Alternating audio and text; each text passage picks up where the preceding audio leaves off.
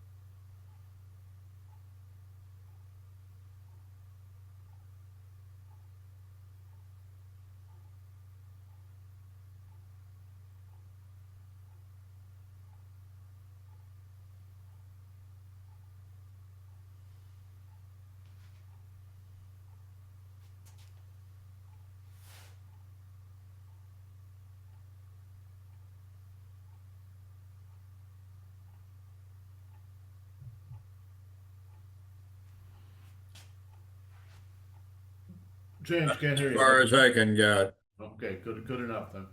Um, one thing just for both of you, right? Watch this hand.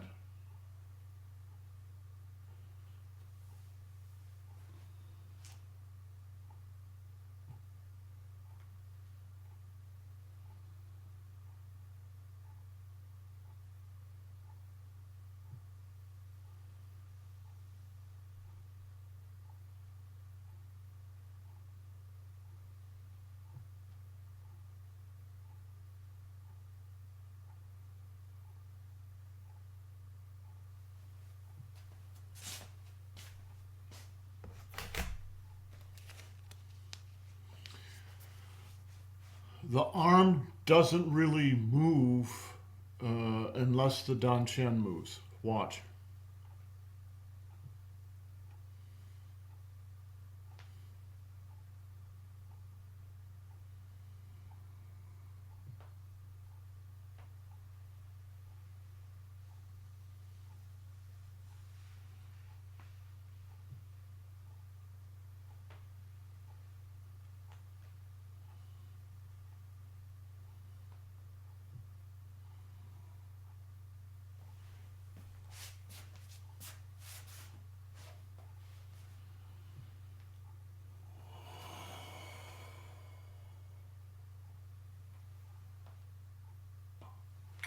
Okay, let's go on to the next move. Wade forward and twist down. Let me just demonstrate it a couple of times.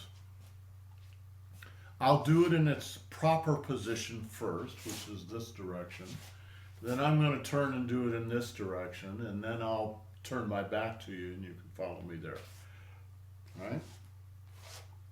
So we've done raise knee, and then you start with wade forward.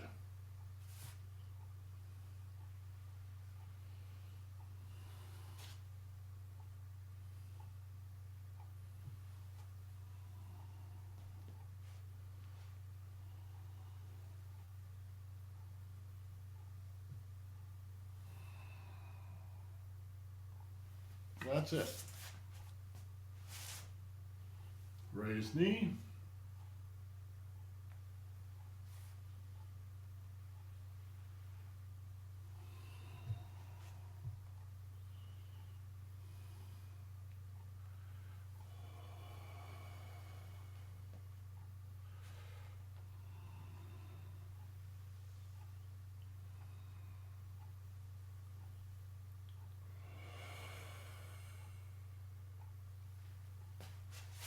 I'll do it in this direction.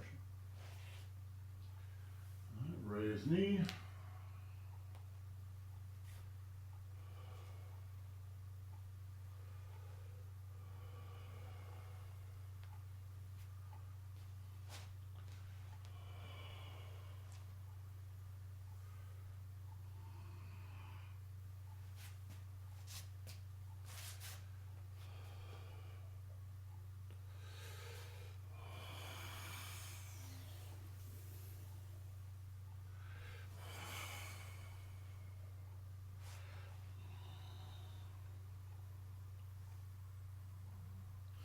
So the beginning of this move, we've actually done it before.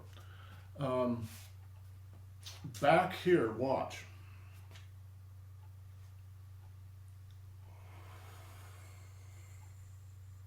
It's essentially the same move.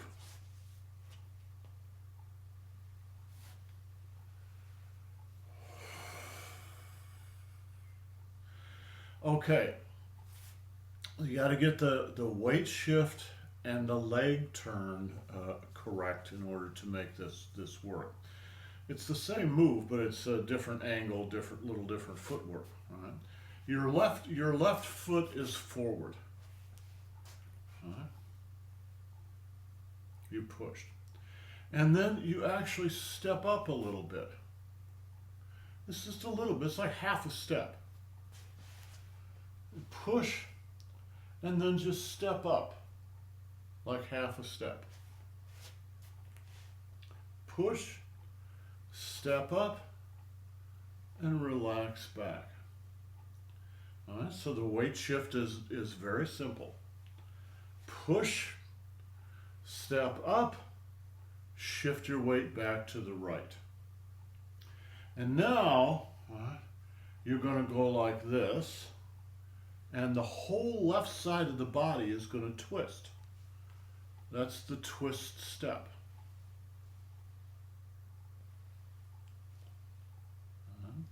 So your right foot is going to stay where it is, but since you don't have any weight on the left foot, you can pick I'm going to move it at a little bit of an angle here so you can see.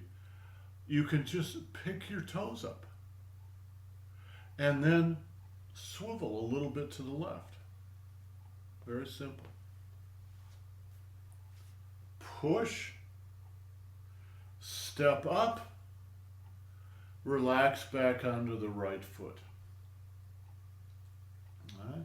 Cross your arms, and then as you push down, the left side is going to come up, and the whole left side turns. And you're going to be turning from facing straight ahead to facing 45 degrees. It's not a full 90 degrees, it's just half.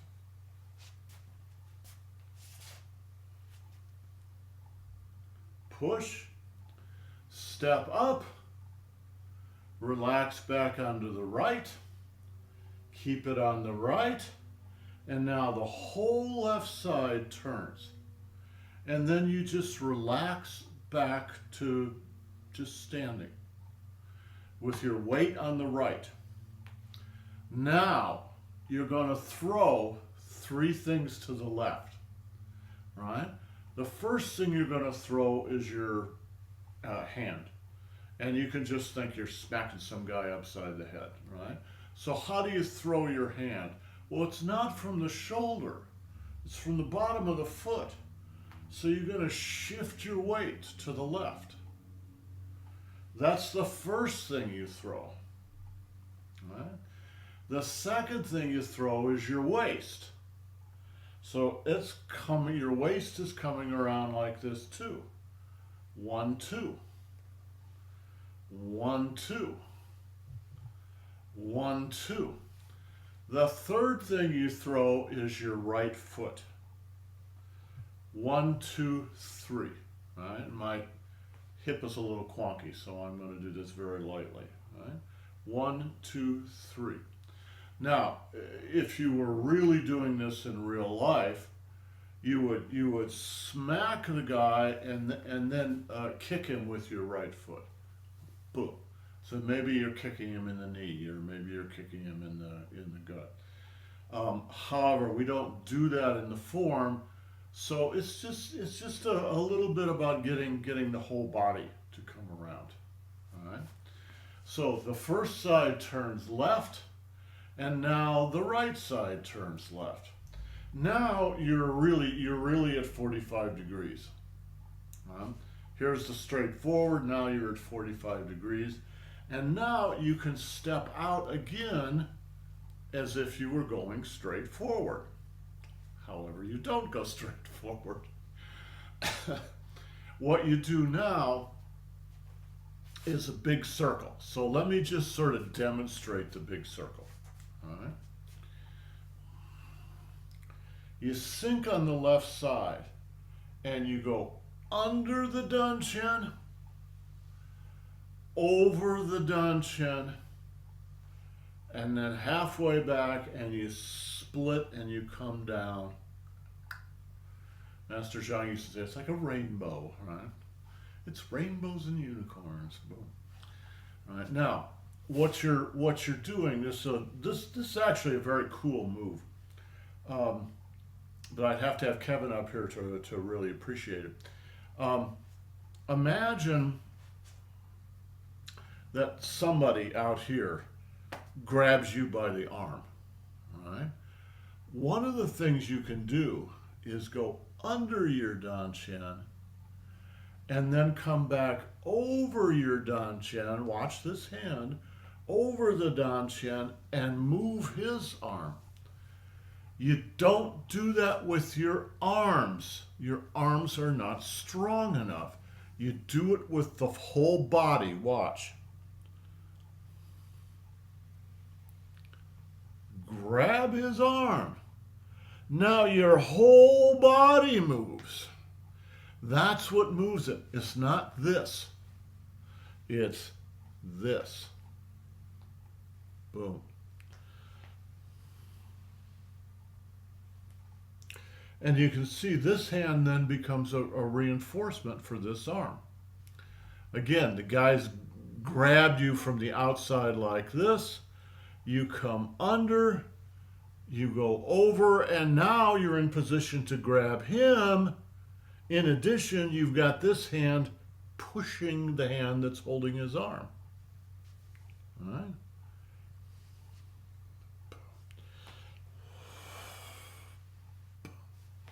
So it's a joint lock, or at least an arm lock.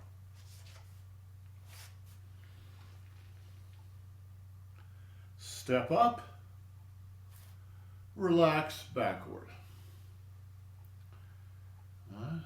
Cross the arms. The whole left side pivots. Relax. And 1, 2, 3. Step out. Under the danchan. Over the danchan. And back down. Now, when you come down, when you do the back down, watch the Dan Chin here. Under the Dan Chin, over the Dan Chin, back down. Right? So it's going under, over, over. Right? And you finish with your weight forward.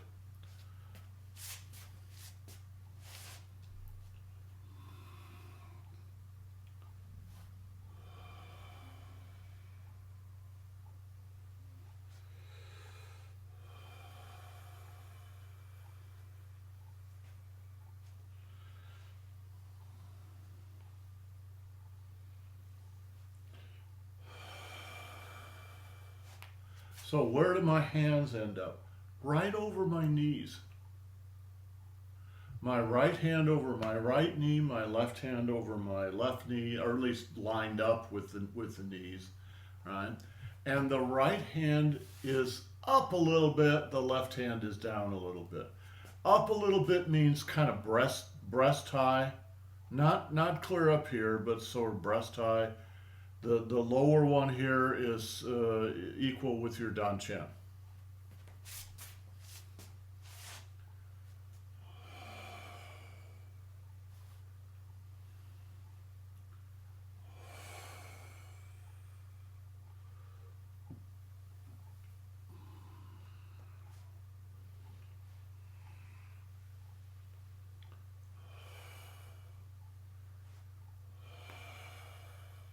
So once again, you're more or less facing forward, which means your hip bones here should be more or less pointing forward. They're not clear over to the side like this. They're kind of pointing forward. Not 100%, but pretty much. One more.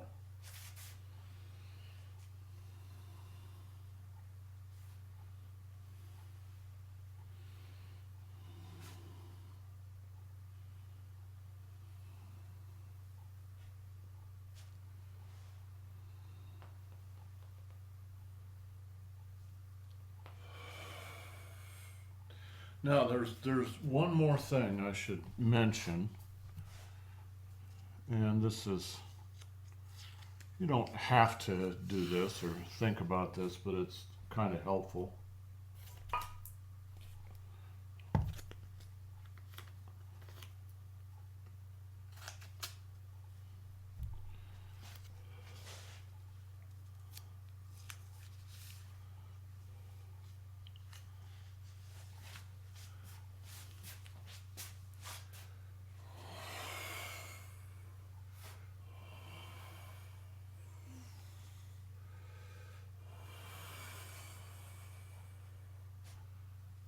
Watch the elbows.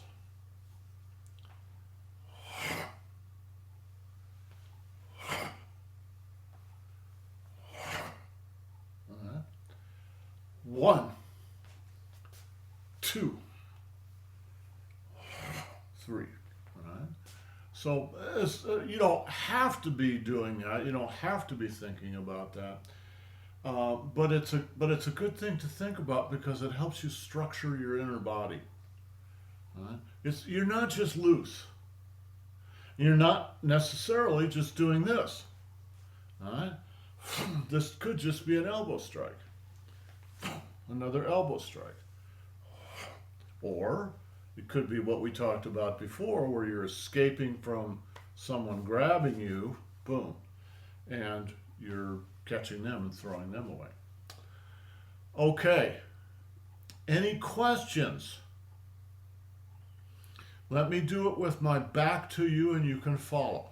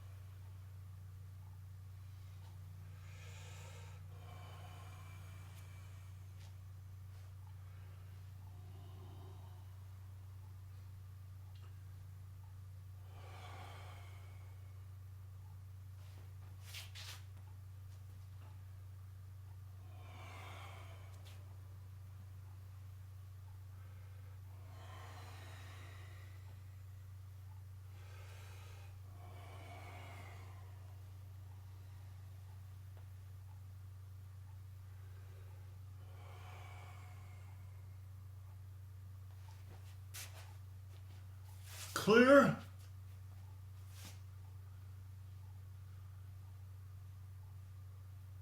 Can you show again how you move your hands with those elbow strikes? And I mean the last part of the move. Well, that the hands do essentially the same thing. The difference is where they end up. So the two major ways of thinking about this are the escape, right? So under the palms are up. Now the palms are down. Boom. It's the same thing when you do the elbows. Under, over, right? So you can, it depends on what your intention is, but the position of the hands is exactly the same. Under, this for the elbow strike. Under, over. Now, in a sense, it's kind of arbitrary. You don't always get the perfect position when you're sparring with somebody. Hold on just a minute, I have to adjust my hands. You don't get that option. You have to do whatever you have to do. But this is the form. It's not sparring. So this is just under, over, under, over, under, over. That's a good thing to just practice that separately. Get yourself used to it because it's a very common kind of move. The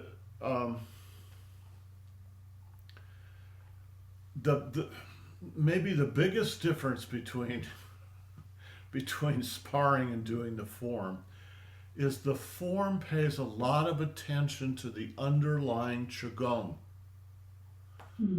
Now watch my hands and watch the Qua.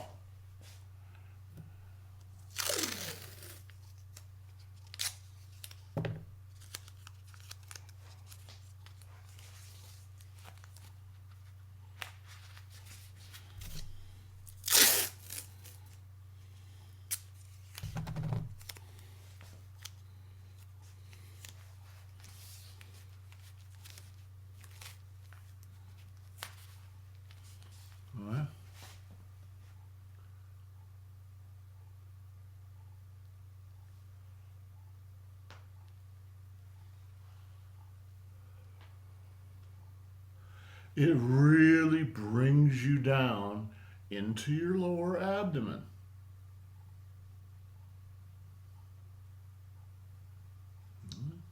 Just rocking the baby.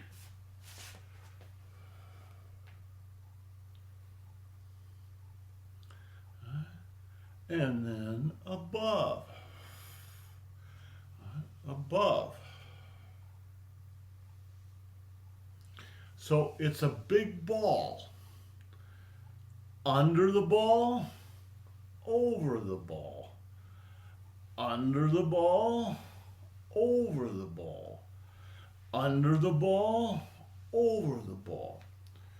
One of the reasons that it's a good thing just to practice this little part of it is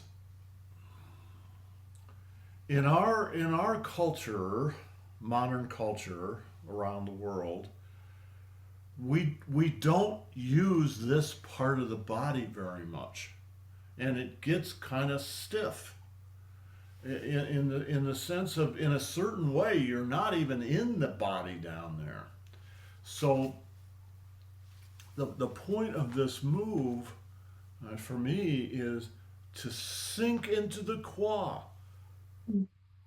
Sink into this part of the body down here.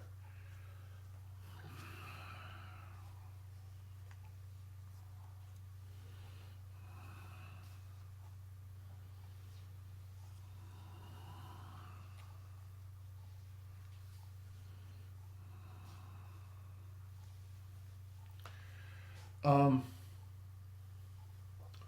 in Tai Chi theory, you have 18 major joints. Now they're not counting your fingers and toes, all the little joints of the toes, and they're not counting each of the vertebrae, although each of the vertebrae actually is a joint. What they're doing is counting the major joints of the body, and you have to have mental awareness of each of these and practice them. Get them in your mind. So 12 of the joints are your shoulders and hips, your elbows and knees, your wrists and your ankles. There's 12 of the joints. That means there's 6 more joints somewhere. And the 6 joints are up and down the spine. All right? So, Kevin, count these off for me. The neck is counted as a joint. Right? That's 1. The thoracic piston, that is in the West, we call it the thoracic hinge joint. Right? That's 1. Right? The waist bending forward is 1. Right? Each of the qua are 1. Right? So that's 5 total. Right? 1, 2. And the 6th one is the waist again, but now considered as a rotary joint. Not just folding forward, but actually rotating. Now, of those 6 central joints, there are 3 of them that get short shrift in the modern world. The thoracic hinge joint, right, is one of them, and the other 2 are the qua. Those 3 joints, in a sense, are kind of hidden from modern people because we just don't think about them. Now, if you're a kid and you get into athletics when you're still really young and things are very natural um, and things are still very natural and spontaneous, you will probably be aware of those. You may not even be consciously aware of them, but you will use those joints. But as you get older and you spend so much of your time sitting on your butt all day, you will lose awareness of those 3 joints. You may lose more than that, but you'll at least lose those 3 joints. So in Tai Chi and Qigong training, they spend a lot of time paying attention to those joints to bring them up into consciousness and to encourage you to work them. Well, how do you work them? I'll show you how most people do this move the first time they do it. Watch.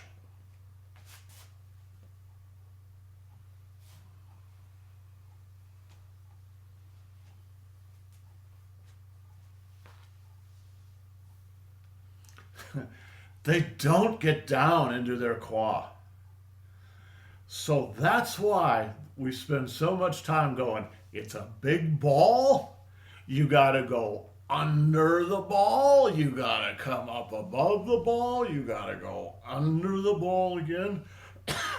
It's to encourage you to sink down into the qua. All right, to truly sink down. And there's 2 aspects to this, and they're both equally important. You guys have seen my little trick here, right? My little hourglass. So the hourglass has a wooden cage. That wooden cage represents your physical body. All right, that's one important aspect of this. Is your physical body has to get down into the joint, has to sink into the joint. But there's another aspect that is largely hidden from people in the West, and that's your energy body. The energy body is the blue sand inside the hourglass, right? And it's dripping down, right? It's a very slow hourglass, so you can't really see it happening, right? But both of them have to sink down. And the reason that Tai Chi is done slowly is to give you time to notice the energy body, to encourage the sand to flow, to feel the sand flowing, and give you time to, right? Oh, let it flow down. It's flowing down. Pay attention to that. Paying attention to that is how you get down into those joints. Sink. It's not just sinking into the quad, it's sinking all the way down to the bottom of the foot. It's actually sinking into the ground, right? Sink. Now transfer your weight to the other side, right? And you're still sunk because you're down under, you're still sunk. Now you come up out of that sunken position, you come up and out. That's where your power comes from, the ground. You sink into the ground, now you come up from the ground. But if you don't sink into the ground, how can you come up? All right? You won't have any power because you never wound up.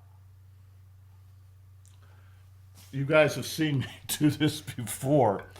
I'm sure you've all played softball or Nerf ball with a little 4 or 5-year-old kid.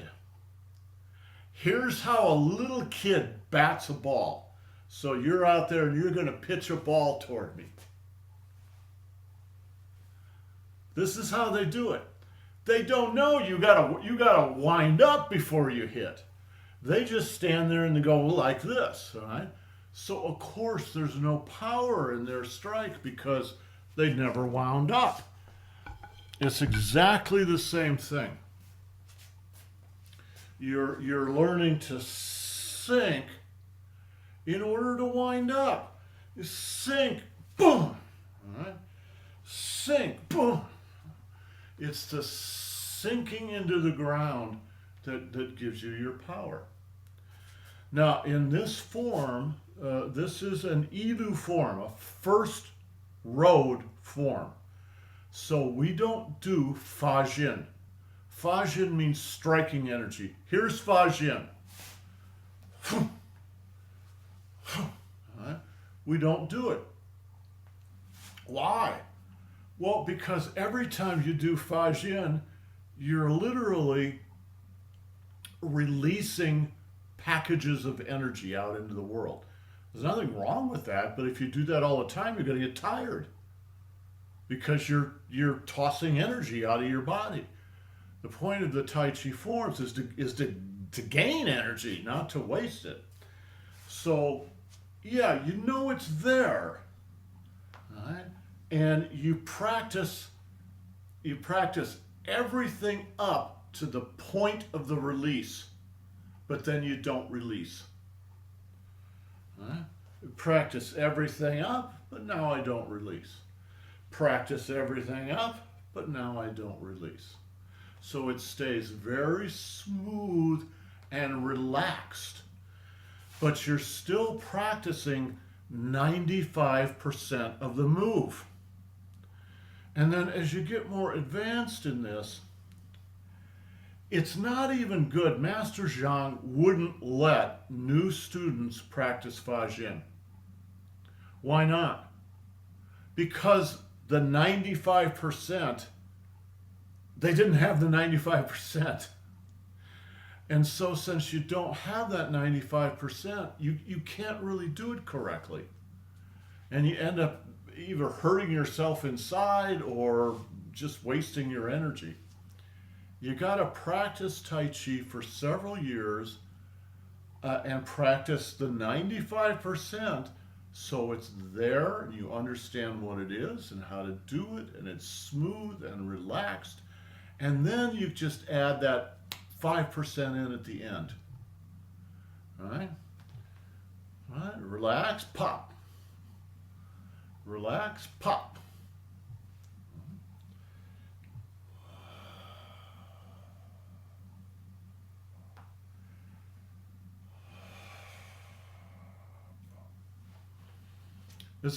Catherine, does this make sense? Good. All right. Um, Eventually, someday, we'll get to practicing a little Fajin, but Fajin's just like the icing on the cake. It's not the cake. You got to get the cake. Once you got the cake, then the icing is easy. Right? But if you don't have the cake, the icing just is just a mess, right? All right. Any questions? Any final questions on this move? Let's do it a couple of more times, and then we'll quit.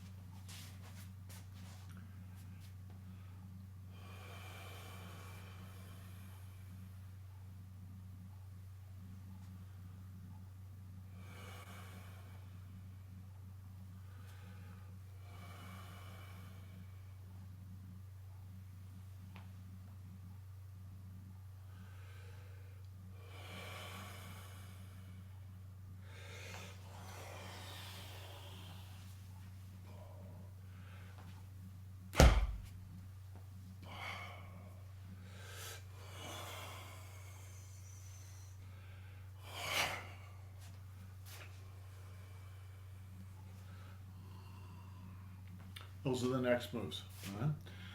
Okay. We'll pick it up again there tomorrow and review it. Maybe even add in the next move. All right. Okay, guys. Mhm. Ciao. See you tomorrow.